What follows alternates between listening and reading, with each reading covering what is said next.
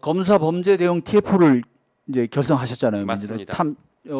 시적절하다 이런 생각이 드는데 거기 활동 목표나 이제 앞으로 그 활동하실 이제 내용들은 어떻게 됩니까? 이름에서 뭐 바로 아시겠지만 검사들이 범죄를 저지르거나 위법한 행위를 할 때 거기에 대해서 국회가 대응하고 필요하면 조치를 취하겠다. 그럼 무슨 조치를 취할 것이냐? 여러 가지가 있겠죠.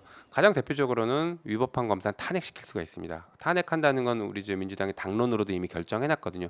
위법한 검사 탄핵한다라고 지난 긴급의총에서 당론으로 정해놨기 때문에 거기에 따라서 탄핵을 할 수 있습니다. 또 하나는 그러니까 수사나 조사의 방식으로 여기 대응할 수 있는 것들이 있고요.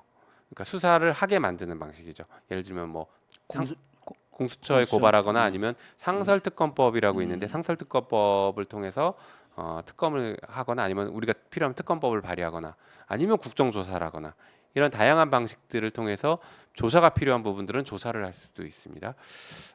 그리고 그거 이외에도 뭐 감사원에 감사 청구를 한다거나 하는 여러 가지 방식들을 지금 같이 고려하고 있어요. 근데 지금 감사원은 뭐 쉽진 않겠죠. 그 해봐야 네. 소용이 없을 지금 것 말씀드리는 이 여러 가지 것들에서 실효성이 있는 것은 탄핵밖에 없어요. 그러겠네요. 실질적인 우리가 스스로 결정하고 뭔가를 할 수 있는 건 탄핵밖에 없긴 해요, 사실.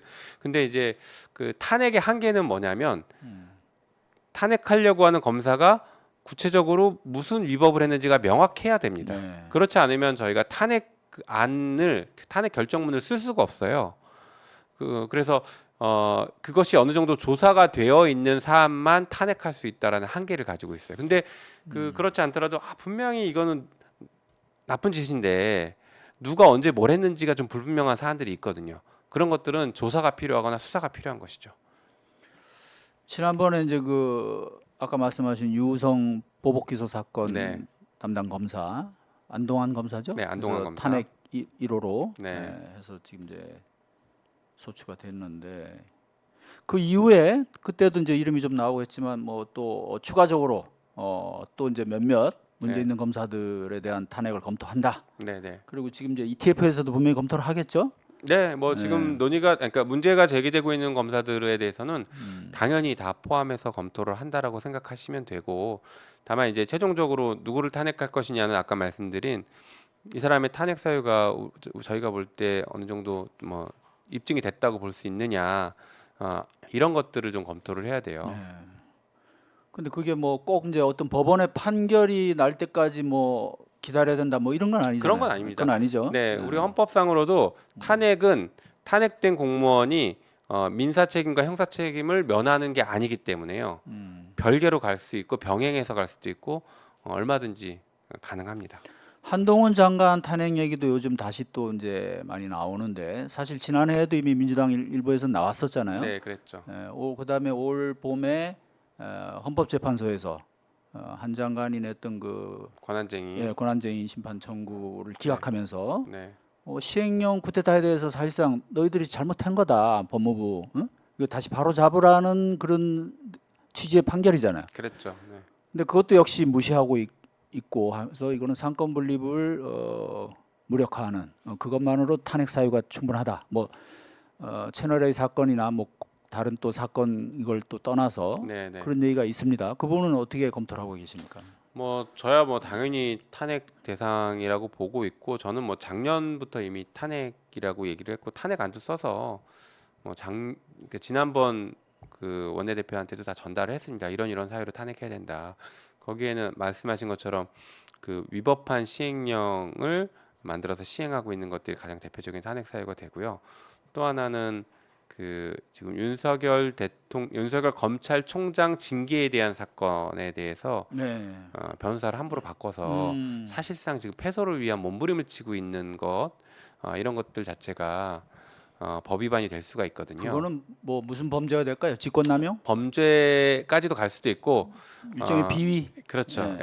법 위반으로 볼 수도 있습니다. 그래서 그런 것들에 대해서 충분히 탄핵 가능하다라고 평가를 해서 탄핵을 만들어놨고요. 지금 최근에는 정치적 중립 의무를 심각하게 위반하고 있거든요. 그래서 이런 것들도 탄핵 사유가 된다라고. 뭐 대놓고 위반하던데요. 그러니까요. 근데 문제는 이게 뭐 지난해도 그렇고 올해도 뭐 그렇지만은 항상 이제 민주당의 이 점잖은 분들 이분들이 늘 그렇게 하면 그렇게까지 또 하면 안 된다 뭐 네. 역풍 네. 항상 또 때가 되면 또 꼭 그 얘기 나오잖아요. 그렇죠. 역풍. 그럼 또 보수 언론 이것도 막 기사화합니다.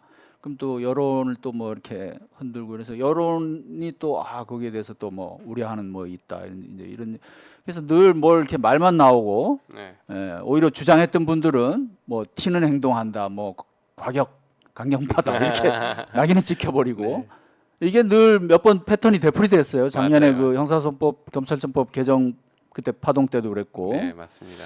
이게 문제예요. 지금도 그런 분위기가 계속 있나요? 지금 최근엔 트렌드가 좀 바뀌었어요. 아, 물론 여전히 좋진 않지만 트렌드가 네. 바뀌었는데 어떻게 바뀌었냐면요.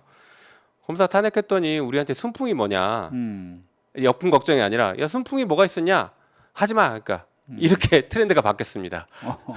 그래서 여전히 하지 말아야 될 이유는 다양하게 새로운 방식으로 지금 만들어내고 있다라고 보여지고 있어서 하지 말라고야 해. 걱정입니다. 걱정. 참 아니 그러니까 뭐 그냥 의회 권력을 적당히 뺐지만 달고 그냥 뭐 있으면 된다는 건지 참 뭔 생각인지 모르겠어요. 그러니까 지금이 검찰 독재이고 네. 검찰권을 이용해서 국민들의 삶을 얼마나 핍박하는지 얼마나 힘들게 하는지에 대한 인식이 없는 거예요. 인식이 매우 늦은 거죠. 뭐 진짜 시민들을 만나거나 아니면 진짜 촛불 거리에 한 번이라도 나가보거나 아니면 자기 지역 주민들을 좀 뭐라고 해야 될까 편안한 자리에서 좀 만나서 진짜 이런저런 얘기 다 한번 들어보시면 지금 국민들이 정말 힘드시구나. 근데 힘든 원인이 뭔가에 대해서 좀 들을 수 있을 것 같아요. 지금 어떻게 보면은 뭐 이 정권이 지금 이런 식으로 일방통행하고 경제 다 망쳐가고 있고 외교 다 망쳐가고 있고 이런 상황에서 살아남을 사람이 도대체 누가 있느냐. 예산은 예산대로 다 필요한 예산 다 깎아버리고 오히려 뭐 해외 나가는 예산 늘리고 이런 식으로 하는 데에서 어떻게 과연 국민들이 정상적으로 살 수 있겠느냐. 여기에 대한 인식을 좀 빨리 하고 문제를 해결하려고 해야 되는데요. 인식이 늦은 것도 답답하지만 인식을 했더라도 문제 해결하는 방식을 협치의 방식으로 또 가려고 하는 거에 문제가 있는 겁니다. 협치 좋아요. 협치할 수 있으면 협치해야죠. 근데 아까도 말씀드렸던 것처럼 저쪽은 우리의 손을 잡을 생각이 없어요. 없애버려야 될 대상이라고 인식하고 대놓고 그렇게 얘기하고 장관들도 나와서 국회에 나오면 싸울 생각밖에 안 하는데 어떻게 거기다 대고 저희가 협치를 구걸하고 있습니까? 그게 아니라 우리가 가진 권한을 충분히 행사하면서 이 정권을 견제해야지. 행정부를 견제할 수 있는 막강한 권한을 써야죠. 지금은 저는 그렇게 생각합니다. 그러니까요. 어떤 뭐 이제 이념이나 정파에 따라서 사실 이제 정책에 대한 견해가 다를 수도 있고 하지만 지금 윤석열 정부는 지금 문재인 정부에서 했던 모든 정책은 뭐 남북 관계가 대표적이지만은 또 일반 뭐 큰 사건도 그렇고 지난번에 이제 그런 표현이 단적인 것 같아요. 공산 전체주의 세력? 예, 그렇죠. 예, 뭐 여기에 지금 민주당도 사실상 겨냥하는 듯한 그런 뉘앙스가 있잖아요. 그렇긴 했죠. 이거는 어떻게 보면 국정의 어떤 그 파트너 네, 또는 입법부의 어떤 그런 위상이랄까 권한을 인정하지 않는 맞습니다. 이런 것이 노골적으로 드러나는데도 이걸 계속 협치가 지금 말씀하신 뭐 뜻은 좋아요. 예. 또 바람직하고 당연히 그렇게 해야 되죠. 뭐 의석수가 많다고 또 횡포를 부리고 이렇게 비치면 안 되잖아요. 근데 어떤 정상적인 지금 그런 정치 논리로 지금 되는 상황이 아닌데도 그렇게 계속 주장하시는 민주당의 그 의원님들이 지금 오히려 가장 큰 이 걸림돌이 되는 게 아니냐 지금 이런 생각이 듭니다. 저도 그런 이제 걱정이 좀 되죠. 그래서 이제 총선이 다가오고 있으니까 뭐 민주당도 당내에서 이제 경선 과정을 거칠 것이고 거기서 이제 자연스럽게 당원들이 정치적 책임을 물릴 수 있는 이런 구조가 좀 만들어져야 될 것 같아요. 그래서 정치적인 책임을 지우게 하든 아니면 적어도 당원들이나 국민들이 생각하는 것을 소통하면서 그 방향으로 정치를 하려고 좀 태세를 바꾸던 이런 좀 전환점들이 좀 필요하다고 생각합니다. 한편 아까 그 공산 전체주의 말씀하셨는데 지금 윤석열 대통령이나 윤석열 정부나 국민의힘이 계속 얘기하는 게 자유민주주의에 적은 뭐 공산 전체주의 세력이다 자꾸 이쪽으로 몰고 가는데요. 정말 되게 무식하게 국민들을 속이는 겁니다. 네. 잘 아시는 것처럼 그 공산주의의 대척점에 있는 개념은 자본주의예요. 네. 이 경제와 관련된 어떤 이념들이고요. 전체주의의 대척점에 있는 것은 사실상 보면 이제 자유주의 뭐 이런 것들이죠. 그래서 좀 다른데 지금 자유민주주의의 진짜 적은요. 그래서 독재입니다. 네. 자유민주주의 대척점에 있는 것은 독재예요, 결국에는. 그래서 공산 전체주의도 독재로 흐르면 우리가 그걸 비판하는 거죠. 북한이 지금 3대 세습하는 걸 비판하는 것은 독재를 하기 때문에 비판하는 네. 거거든요. 독재를 하면서 왜 인권을 침해하냐 이런 것들을 가지고 비판하는 거잖아요. 결국엔 그거거든요. 그러니까 지금 자유민주주의 적에 대해서 비판하려면 독재를 비판해야 되고 독재를 하지 말아야 된다라고 가야 돼요. 그런데 지금 윤석열 정부는 우리가 검찰 독재라고 얘기하고 있고 독재 정권이 가지고 있는 특성을 다 갖추고 있어요. 언론 탄압하고 그다음에 야당 탄압하고 있고 검찰권 가지고 자기 마음대로 하려고 그러고 상권을 하나로 검찰을 통한 상권을 하나로 합치려고 하는 이런 행동들은 전형적인 독재 국가로 흘러가는 모습들이거든요. 그러면 윤석열 대통령이 말하는 자유민주주의 적은 본인이에요. 자기가 자유민주주의 적이에요. 어떻게 보면. 그런데 그거를 마치 공산주의가 자유민주주의 적인 것처럼 국민을 호도하고 있고 속이고 있는 것이죠. 그래서 저는 이 부분을 좀 명확하게 좀 지적을 하면서 좀 시청자분들께서도 이 부분에 대해서는 좀 명확하게 좀 비판해 주셨으면 좋겠다는 생각입니다.